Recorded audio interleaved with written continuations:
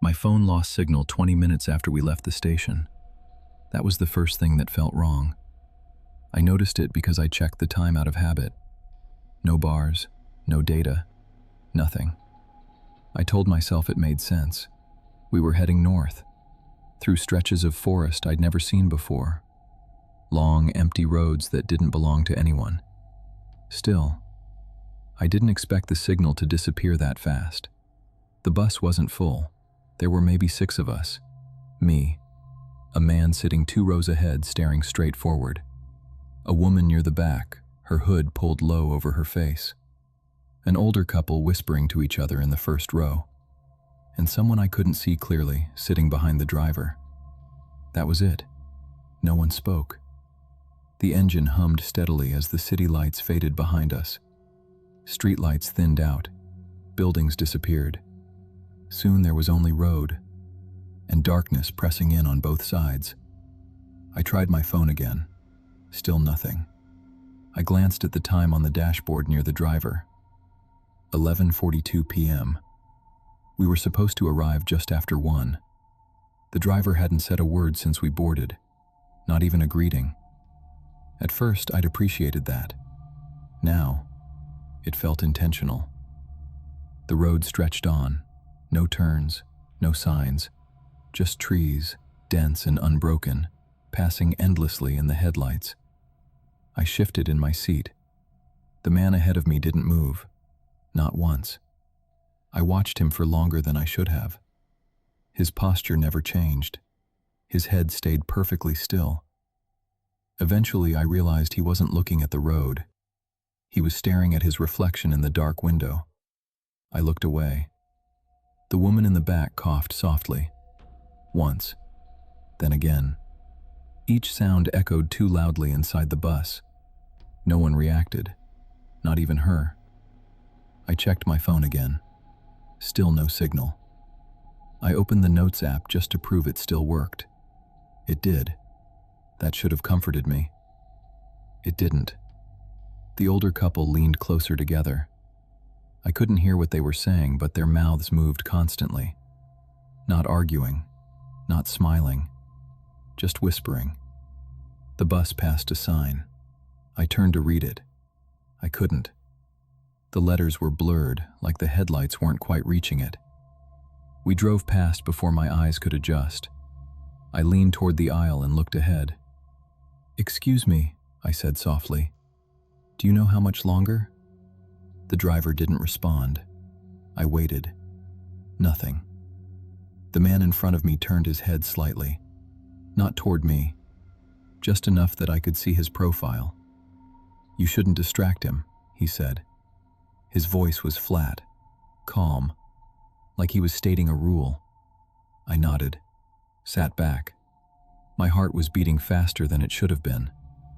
The road kept going, and going. At some point I realized we hadn't passed another vehicle in a long time. No headlights, no taillights. Just us, alone on the road. The woman in the back stood up, slowly. She steadied herself on the seat backs as the bus moved. No one stopped her.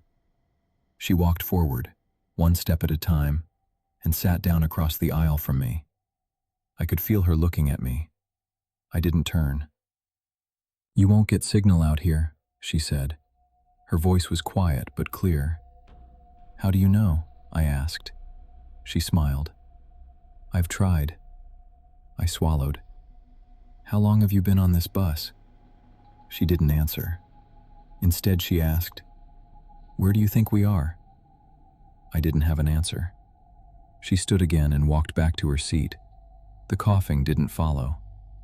I checked the dashboard clock. 12:19 a.m. Time was passing. It just didn't feel like it. The forest outside looked the same. No gaps, no breaks, no landmarks. Just an endless wall of trees. I leaned forward and spoke again.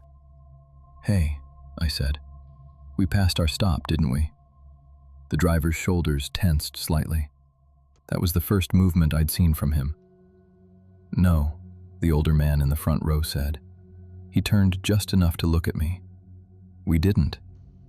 How do you know? I asked. He smiled thinly. Because it hasn't come yet. My stomach tightened. The bus slowed. Not to stop, just slowed. The engine dropped into a lower hum. The road narrowed. I could tell by the way the trees crept closer to the windows. The lights inside the bus flickered once, then stabilized. No one reacted. The man ahead of me finally shifted in his seat. He leaned toward the window, pressing his forehead lightly against the glass. "They're closer tonight," he murmured. I didn't ask who. The bus turned. The road curved sharply, deeper into the forest. I could have sworn we'd already taken that turn before. I checked the time again. 12:47 a.m. We should have arrived. "Driver," I said, louder this time. No response. I stood up. Immediately, every head turned toward me. Every single one. Even the person near the driver.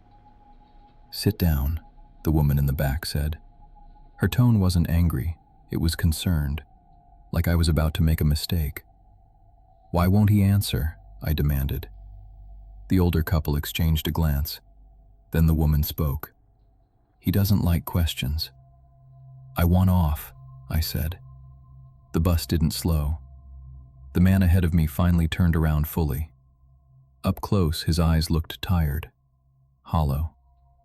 "You don't get off until it stops," he said. "And when does it stop?" I asked.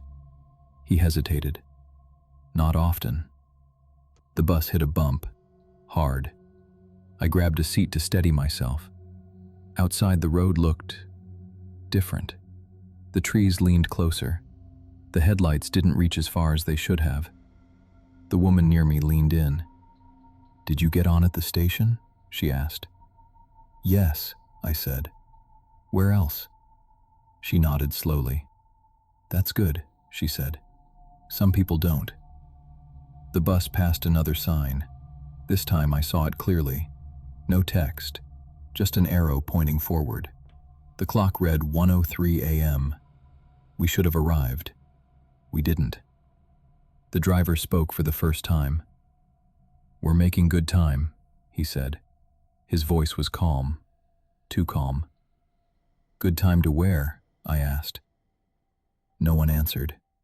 I sat back down. I didn't want to stand anymore. Standing made me feel noticed. Minutes passed, or maybe hours. It was hard to tell. The clock kept moving. The road never changed. The man ahead of me whispered, "It's quieter when you stop checking the time." I lowered my phone. I hadn't realized I was holding it. The woman in the back closed her eyes. The older couple stopped whispering. One by one, everyone settled. Like this was normal. Like this was expected. I tried to remember how long I'd been on the bus. I couldn't. My phone screen dimmed. The battery was still full. That felt wrong too. The bus didn't stop. It didn't slow. It just kept going.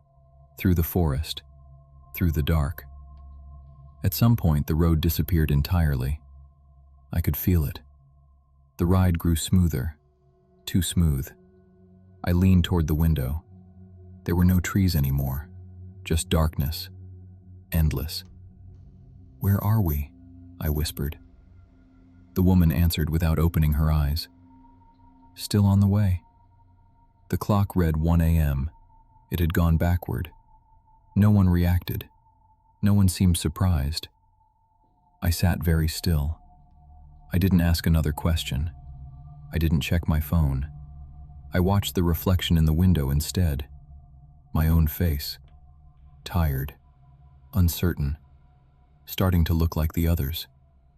The bus kept moving, and I had the awful feeling that it would never stop.